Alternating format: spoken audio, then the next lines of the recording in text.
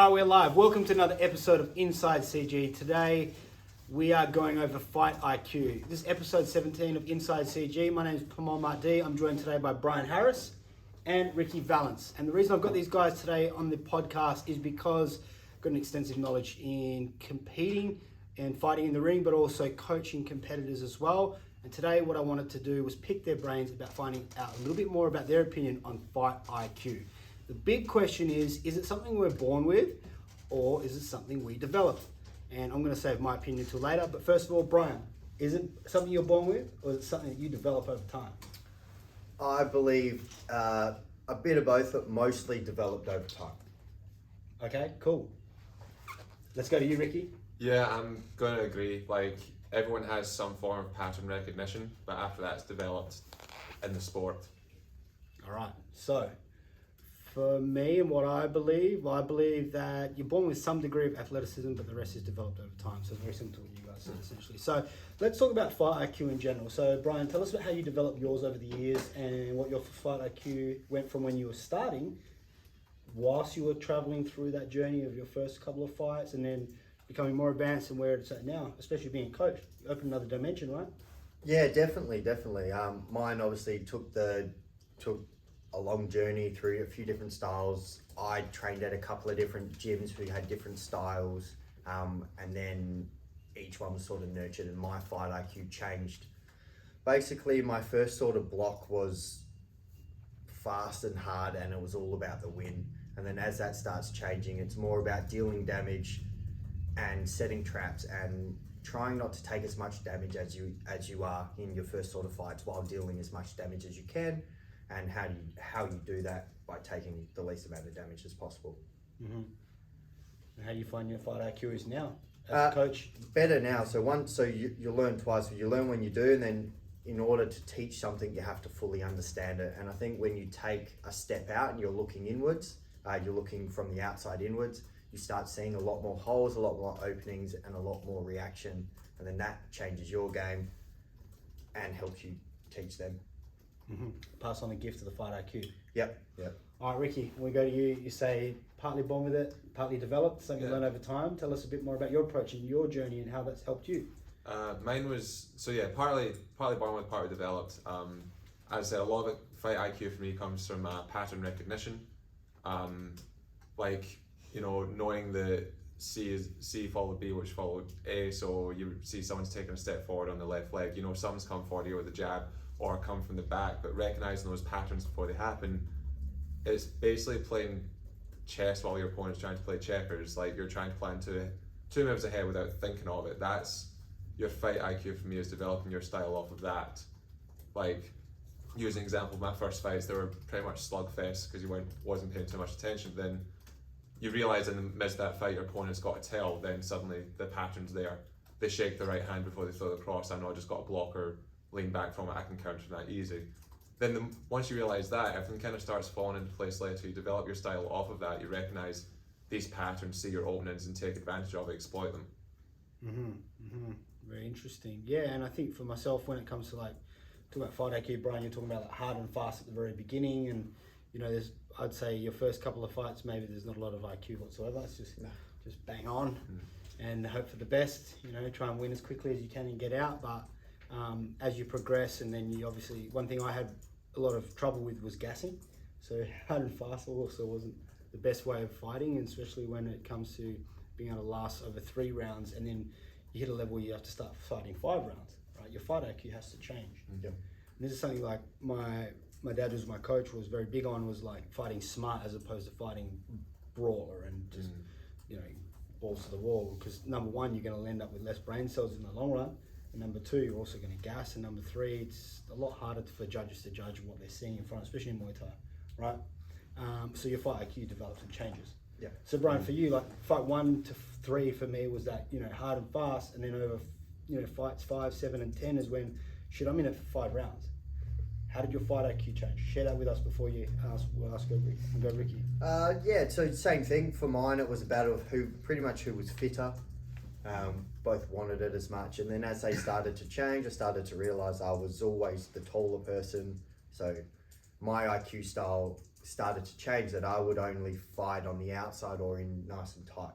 So it was about setting people, keeping people at bay until I wanted, and then when they try to rush me, I would smother them and shut them down, and just repeat the process as much as possible. Okay, I'm going to pause on that. So people that don't know fight IQ or haven't seen you fight, give us some tactics and like really let's basic it down for people to be able to visualize what Brian Harris would do when he would smother them down. Tell us what you mean by that. So if I'm winning a kick game because I have long legs, I'm going to kick. Bastard. Yeah, so I'm going to kick, and they're not going to match that. So they're going to rush in with hands. And they're going to try rough me up and brawl a little bit, because if you kick with a kicker that's better than you, it's silly. Which is also coming into your IQ, that you want to try outplay someone. So as they go into that boxing style and rough me up and try throw bombs, I will go through that and shut them down and walk into the clinch. And then I got proficient in the clinch, and then just started to be really comfortable in that clinch. And then when I stopped, I would just lock in, wait, no movement, ref would break it, we'd start again, and they would break me up and I'd get space again. And just repeat the steps over. And per round, and it was all about winning the round. So if I can do more than they can do, inflict more damage without taking it, I'm winning these rounds along the way. Awesome. Question for you, Brian. How did you go from having that fight IQ and from say like a general to intermediate level IQer or IQ fighter? How would you develop to be a very advanced? Now like from a coach's perspective, it's a level above like advanced level. So how would someone develop that? Or how did you develop that? Time, experience. Obviously, I was lucky enough to see a lot of elite people. I got to travel. My fight career put me in front of a lot of people who, some made me look silly, and I just absorbed as much as I can and study. What do you mean made you look silly? Oh, there's levels to this. Oh, so you fought them or you were training with them? Yeah, both. Training with them, fight them, and you're just like, wow, I got a lot to learn. Who was your biggest eye opener and why? Two. One was at the first World Games. I fought a guy from Kazakhstan. It was my sixth fight. He'd had 80, 90 amateur fights, which is not uncommon in their style, and just kicked the snot out of me. And it was like, wow, I need a lot. And then I just started absorbing and watching the way people move and why was he so good and what he did. And that sort of changed the way I looked at fighting. That's probably that. Okay, before you go to the next idea, what do you mean change the look and the way you looked at fighting? How did you look at fighting before and how did it change you? The one who punches hardest, kicks hardest wins. That wasn't the case or was the case? Yeah. That's what I thought it was, but that's not the case. Okay, so how did it change for you? Play to your strengths. Everyone has strengths and everyone has weaknesses. You look at your stature, you look where you should be in a fight and where you shouldn't be in a fight. And it's not being afraid of the parts that you shouldn't be. You want to hone what you're really good at, and as well as developing what you're not good at. But then you have to look at the way someone fights, the way someone moves. If they're an aggressor, they don't always need to be moving forwards. They can be slowly cutting off the ring, shepherding you into a corner. That's when they pull the trigger. So it's not always about the punching and the kicking, it's what's happening in the middle. Yeah, gotcha. And that's what the next question I was going to lead to you, Ricky, was, for your fight style and playing towards your strength, did you ever have a coach that was like, Ricky, you're 6 foot tall, you got long arms, long legs, you got to fight this way? Or was it something you had to figure out over time? Bit of both. My very first coach was very much, play to your strengths, play at a distance. You're uncomfortable and close, don't do it.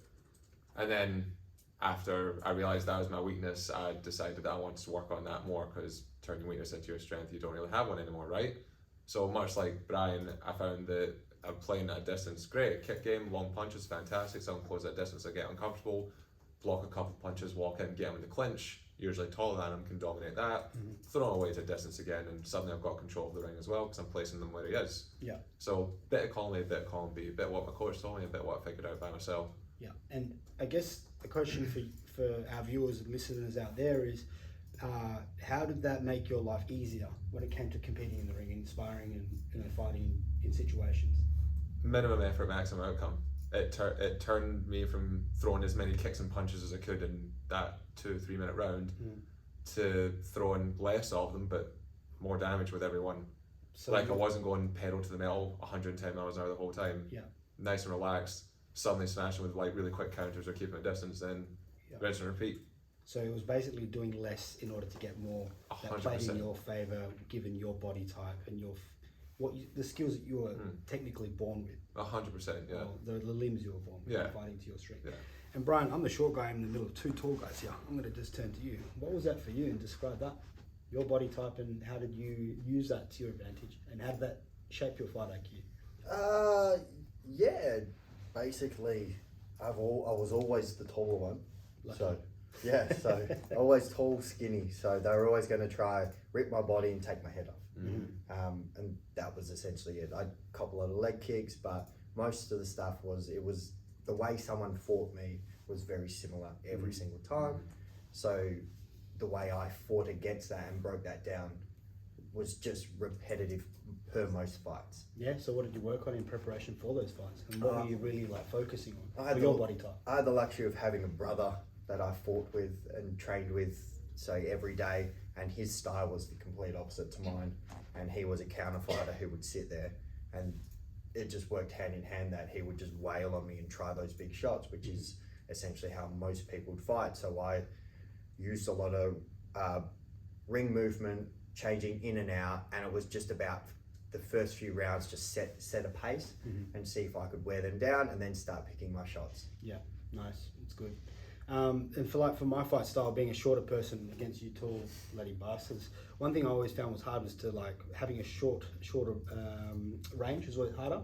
So things that I had to work on was more skill timing based, as opposed to like being able to kick and punch people from a long way away. And the first guy I fought him I think 4 times over time of career, was about like probably as tall as you are, and long limbs, good in the clinch.